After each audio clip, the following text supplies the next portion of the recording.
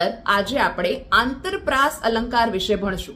અહીંયા આંતર એટલે વચ્ચે, રાઈટ। તો પ્રથમ પંક્તિનો છેલ્લા શબ્દનો જે છેલ્લો શબ્દ જે છે એનો જે લય ઢાળ ને પ્રાસ હોય એવી બીજી પંક્તિના પહેલા શબ્દનો હોય।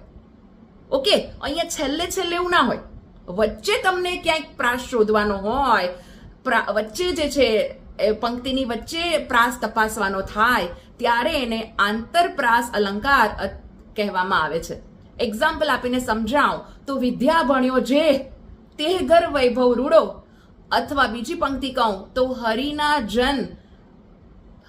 જન તું મુક્તિ ન માગ જન્મો જન્મ અવતાર રે, રાઈટ। તો અહીંયા છેલ્લે કશું પ્રાસ નહીં ગોતવાનું, પરંતુ પહેલા પંક્તિનો છેલ્લો હોય ને બીજી પંક્તિનો પહેલો હોય, એમ આડાવડું હોય પણ પ્રાસ હોય, એને આંતરપ્રાસ અલંકાર તરીકે ઓળખવામાં આવે છે।